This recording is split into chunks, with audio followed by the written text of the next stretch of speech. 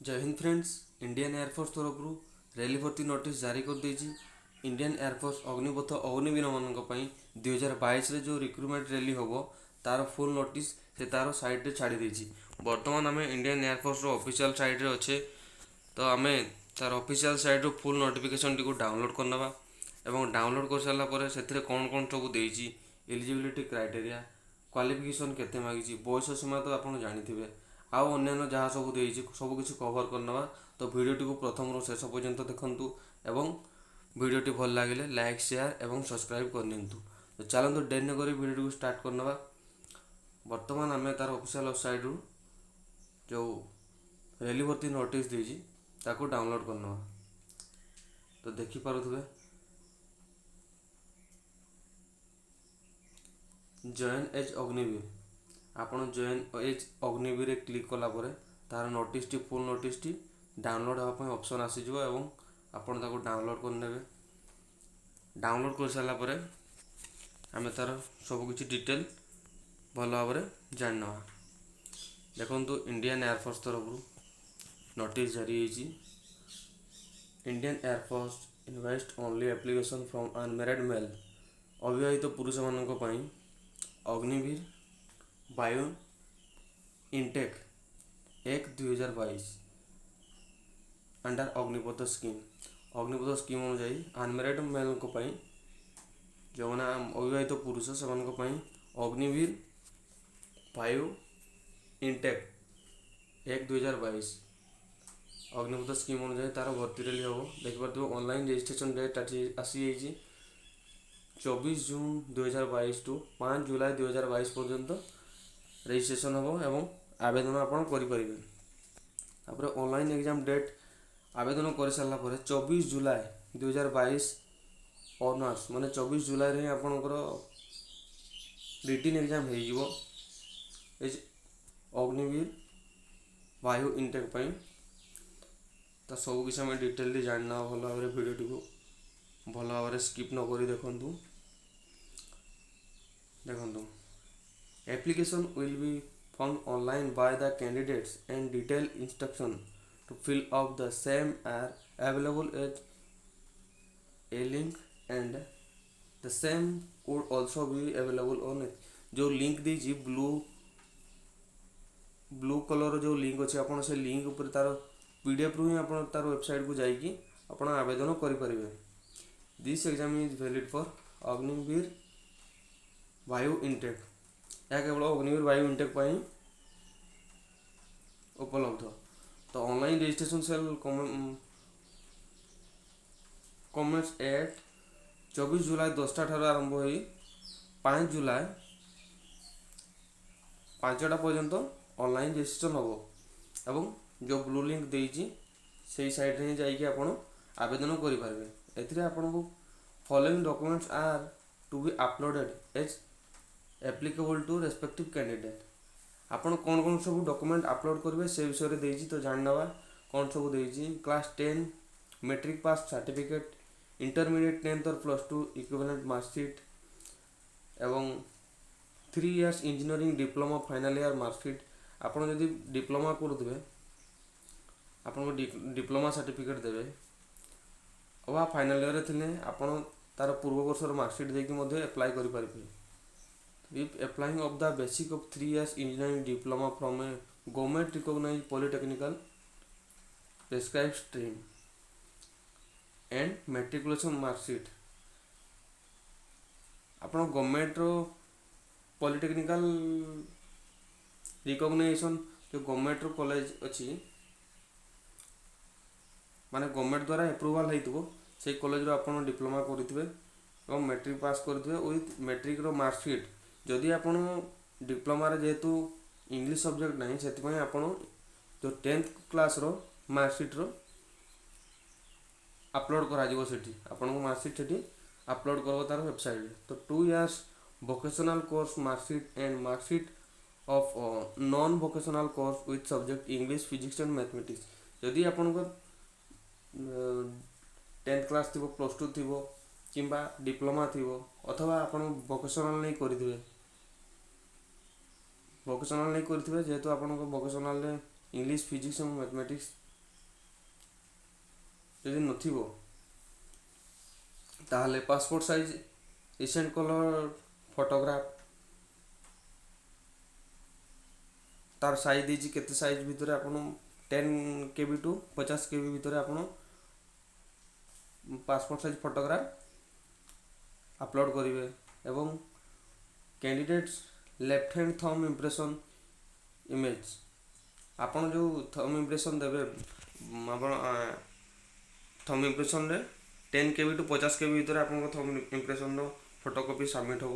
Candidate signature image, candidates parents fathers guardian signature image, ସେଥିରେ ଆପଣଙ୍କ ସବୁକିଛି ସବମିଟ୍ ହେବ, ଅପଲୋଡ଼ ହେବ ତାର ଆପ୍ଲାଏ ଅନଲାଇନ୍ ରେଜିଷ୍ଟ୍ରେସନ୍ କଲାବେଳେ।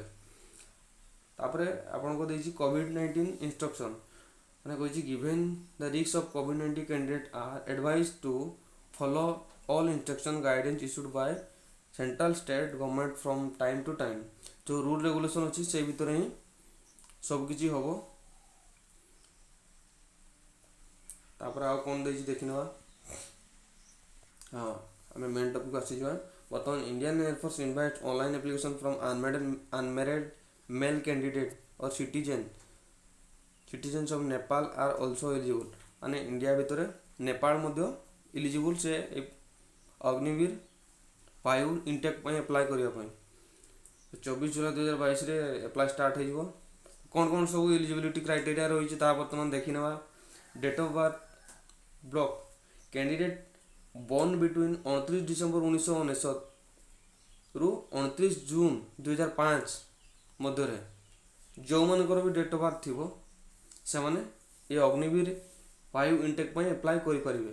Educational qualification science subject, candidate should have passed intermediate 10th plus 2 equivalent examination with mathematics, physics and English from a educational board listed as COBSE member with minimum 50% marks in aggregate and 50% marks in English। ଆପଣ 10th plus 2 କରିଥିବେ ଏବଂ plus ଟୁରେ ଆପଣଙ୍କ mathematics, physics and English subject ଥିବ, ଆଉ ଆପଣ aggregate 50% ରଖିଥିବେ ଏବଂ ଇଚ୍ ସବଜେକ୍ଟରେ 50% ରଖିଥିଲେ ଆପଣ ଆପ୍ଲାଏ କରିପାରିବେ। ତାପରେ ଅର୍ରେ ଆପଣ ଯଦି 3 ଇୟର୍ସର ଡିପ୍ଲୋମା କୋର୍ସ କରିଥିବେ, ସେଥିରେ mechanical, electrical, electronics, automobile, computer science, information technology, ଆପଣ ଯେଉଁ ଷ୍ଟ୍ରିମ୍ ନେଇକି କରିଥିଲେ ମଧ୍ୟ ଏଥିରେ ମଧ୍ୟ ଆପଣ 50% ଏଗ୍ରିଗେଟ୍ ରଖିଥିବେ ଏବଂ ଇଚ୍ ସବଜେକ୍ଟରେ 50% ରଖିଥିଲେ ଆପଣ ଏଲିଜିବୁଲ୍ ହେବେ ଆପ୍ଲାଏ କରିବା ପାଇଁ। ତାପରେ ଆଉ କ'ଣ ଦେଇଛି, ଅର୍ 2 years vocational course within non-vocational subject physics and math from state education board council which are listed to COBSE 50% mark in aggregate and 50 ଏଥିରେ ମଧ୍ୟ ଭୋକେସନାଲ୍ ମଧ୍ୟ ଆପଣ 50% ମାର୍କ ରଖିଥିବେ ଇଚ୍ ସବଜେକ୍ଟରେ ଏବଂ ଏଗ୍ରିଗେଟ୍ ମଧ୍ୟ 50% ରଖିଥିବେ, ତାହେଲେ ଆପଣ ଏଲିଜିବୁଲ୍ ହେଇପାରିବେ।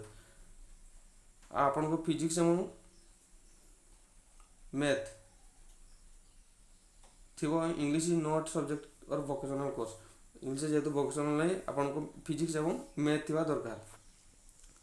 ଅଦର ଦେନ୍ ସାଇନ୍ସ ସବଜେକ୍ଟ, ଆଉ pass intermediate 10th plus 2 equivalent examination in any subject approved by central state educational board listed of COBSE, ଏଥିରେ ମଧ୍ୟ ଆପଣ 50% ମାର୍କ ରଖିଥିବେ ଏଗ୍ରିଗେଟ୍ ଏବଂ ଇଚ୍ ସବଜେକ୍ଟରେ 50% ରଖିଥିଲେ ଆପଣ ଆପ୍ଲାଏ କରିପାରିବେ।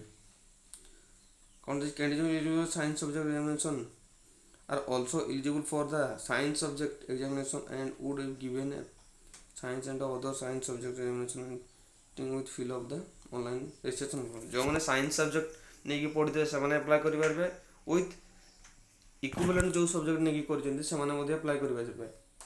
Educational board listed to council to board school education COBSE ଛାଡ଼ନ୍ତୁ। ତ ଆମେ ଦେଖିଦେବା କ'ଣ କ'ଣ ସବୁ ମ୍ୟାଣ୍ଡେଟୋରୀ ମେଡ଼ିକାଲ ଷ୍ଟାଣ୍ଡାର୍ଡ଼ ଦେଇଛି। ହାଇଟ୍ ଦେଇଛି ମିନିମମ୍ 52.5 ସେଣ୍ଟିମିଟର ଆପଣଙ୍କ ହାଇଟ୍ ଥିବ, ଚେଷ୍ଟ ଆପଣ 5 ସେଣ୍ଟିମିଟର ଏକ୍ସପାଣ୍ଡ କରିପାରୁଥିବେ, ନର୍ମାଲ ଚେଷ୍ଟ ଯେତିକି ଥିବ ଆପଣ ସେଥିରୁ ଆପଣ 5 ସେଣ୍ଟିମିଟର ଏକ୍ସପାଣ୍ଡ କରିପାରୁଥିବେ। ୱେଟ୍ ଆପଣଙ୍କୁ ହାଇଟ୍କୁ ପ୍ରପୋର୍ସନ୍ ଦେଖିକି ଆପଣଙ୍କ ୱେଟ୍କୁ କାଉନସିଲ୍ କରାହେବ। ତାପରେ କର୍ନର ସର୍ଜରୀ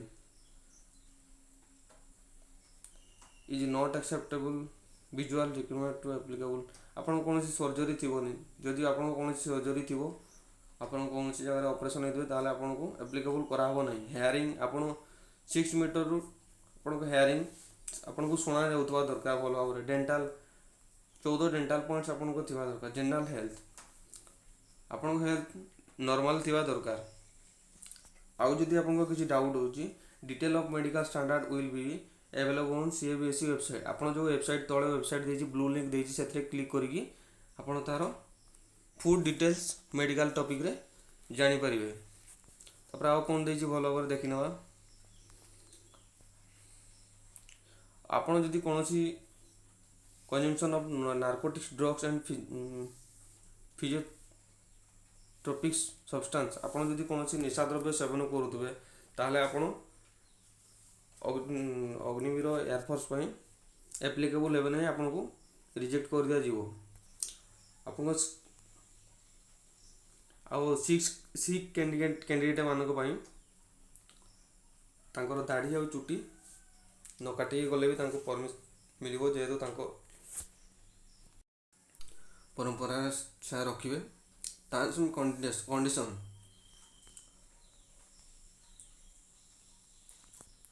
ଏଥିରେ ସବୁ ଦେଇଛି ଟ୍ରେନିଂ କେମିତି କ'ଣ ରହିବ। Agniveer will be imparted military training based air force recruitment. Air force recruitment military training ହିସାବରେ ଆପଣଙ୍କୁ ଟ୍ରେନିଂ ଦିଆଯିବ। ଲିଭ୍ ଆପଣଙ୍କୁ କେତେ ଦିନ ମିଳିବ, ମୁଁ ଯେତେବେଳେ ଏୟାରଫୋର୍ସ ଅଗ୍ନିବୀର ନୋଟିଫିକେସନ୍ ଜାରି କଲା ସେତେବେଳେ ଆପଣଙ୍କୁ କହିଦେଇଛି, ଆଉ ଥରେ ମଧ୍ୟ କହିଦେଉଛି।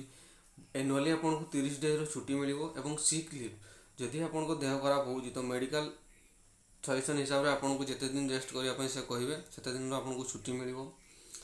ଏବଂ ମେଡ଼ିକାଲ ଆଣ୍ଡ ସିରିୟସ୍ ଫ୍ୟାସିଲିଟି ମଧ୍ୟ ଆପଣଙ୍କୁ ମିଳିବ। All allowance and elite benefits ମଧ୍ୟ ଆପଣଙ୍କୁ ମିଳିବ, ଯେମିତିକି ଆପଣଙ୍କ ୟୁନିଫର୍ମ ପାଇଁ, TAD ଯିବା ଆସିବା ପାଇଁ ଆପଣଙ୍କୁ ଆଲାଉନ୍ସ ମିଳିବ। ରିଟାୟାରମେଣ୍ଟ ବେନିଫିଟ୍ ସେବାନିଧି ପ୍ୟାକେଜ୍ ମଧ୍ୟ ମିଳିବ ଆପଣ ଯେତେବେଳେ ରିଟାୟାରମେଣ୍ଟ କରିବେ। ଏବଂ ଏଥିରେ କେତେ ସ୍ୟାଲେରୀ ପାଇବେ, କେତେ ଆପଣଙ୍କ PF ହିସାବରେ କଟିବ ଏବଂ ସର୍ଭିସ୍ କରିସାରିଲା ପରେ କେତେ ଟୋଟାଲ୍ ଆମାଉଣ୍ଟ ପାଇବେ ସବୁକିଛି ଦେଇଦେଇଛି, ଦେଖିପାରୁଥିବେ। ଆଉ ଯେଉଁଗୁଡ଼ିକ ଇମ୍ପୋର୍ଟାଣ୍ଟ ମୁଁ ସେଇଆ ହିଁ ଆପଣଙ୍କୁ କହିଦେଉଛି। ଆପଣଙ୍କ ଏକ୍ଜାମ୍ 2 ପ୍ରକାର ଏକ୍ଜାମ୍ ହେବ। ପ୍ରଥମ ଫେଜ୍ 1 ହେବ, ତାପରେ ଫେଜ୍ 2 ହେବ। ଆପଣ ଫେଜ୍ 1 ପାସ୍ କରିସାରିଲା ପରେ ଯାଇକି ଆପଣଙ୍କ ଫେଜ୍ 2ର ଏକ୍ଜାମ୍ ହେବ। ଫେଜ୍ 1 ପାସ୍ କରିସାରିଲା ପରେ ଆଉ ଗୋଟେ ଆପଣଙ୍କ ନ୍ୟୁ ଆଡ଼ମିଟ୍ କାର୍ଡ଼ ଆସିବ, ଆପଣଙ୍କ ଇମେଲ୍ ଥ୍ରୁରେ ତାହା ସେଣ୍ଡ କରିବେ ଏବଂ ଆପଣ ସେଇ ଆଡ଼ମିଟ୍ କାର୍ଡ଼ ନେଇକି ହିଁ ଫେଜ୍ 2 ଏକ୍ଜାମ୍ ଦେବେ। ଫେଜ୍ 2 ଏକ୍ଜାମ୍ ଦେଇସାରିଲା ପରେ ଆପଣଙ୍କ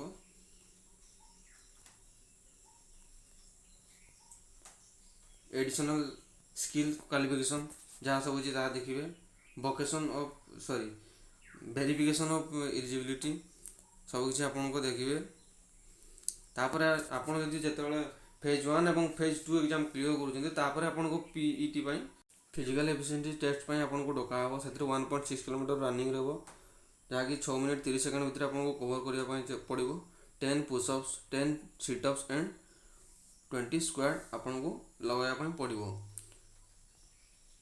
ଆଉ ସେଥିରେ ଆପଣଙ୍କୁ ସ୍ପୋର୍ଟ ସୁଜ୍ ଏବଂ ଆପଣଙ୍କ ଟ୍ରାକ୍ ସୁଟ୍, ଟ୍ରାକ୍ ପ୍ୟାଣ୍ଟ ନେବା ପାଇଁ ସେ ଅଲରେଡ଼ି କହିଦେଇଛି।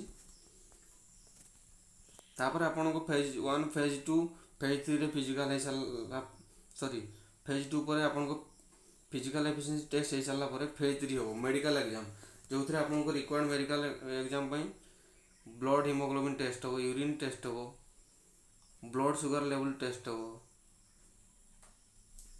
କାଷ୍ଟ୍ରୋଲ୍ ଆପଣଙ୍କ ଟେଷ୍ଟ ହେବ, ୟୁରିଆ, ୟୁରିକ୍ ଏସିଡ୍, ଚାଟନିନ୍ ଆପଣଙ୍କ ଟେଷ୍ଟ ହେବ। ଆଉ ଯାହା ସବୁ ଦେଖିପାରୁଥିବେ ଆପଣ ଏକ୍ସରେ, ECG ସବୁକିଛି ଆପଣଙ୍କ ଟେଷ୍ଟ ହେବ। ତାପରେ ଯେଉଁମାନେ ଫିଟ୍ ହେବେ ସେମାନଙ୍କ ପାଇଁ ଆଉ ଥରେ ଫାଇନାଲ୍ ଯେଉଁ କଲ୍ ଲେଟର୍ ଆସିବ ଆପଣଙ୍କୁ ମେଲ୍ ମାଧ୍ୟମରେ ଆସିଯିବ। ତ ଯେଉଁମାନେ ଲାଷ୍ଟକୁ ସିଲେକ୍ସନ୍ ହେବେ ମେଡ଼ିକାଲ କ୍ୱାଲିଫାଏ କରିସାରିଲା ପରେ ଫାଇନାଲ୍ ମେରିଟ୍ ବନିବ ଏବଂ ମେଲ୍ ଥ୍ରୁରେ ହିଁ ଆପଣଙ୍କୁ କଲ୍ ଲେଟର୍ ଯିବ, ଯେଉଁଥିରେ କି ଆପଣ ଜଏନିଂ କରିବେ। ତ ଭିଡ଼ିଓଟି ଟିକେ ଲମ୍ବା ହେଇଗଲା କିନ୍ତୁ ଏଥିରେ ସବୁକିଛି କଭର୍ କରିଦିଆହେଲା। ତ ଭିଡ଼ିଓଟି ଭଲ ଲାଗିଲେ ଲାଇକ୍, ସେୟାର ଏବଂ ସବସ୍କ୍ରାଇବ୍ କରିନେବେ ଏବଂ सब्सक्राइब कला राइट साइड बेल आइकन टी प्रेस करने और ऑल रे क्लिक करने जहाँफल कि वीडियो जहाँ भी वीडियो पोस्ट करी सर्वप्रथम आपंक पाखक नोटिफिकेशन चल जय हिंद जय भारत।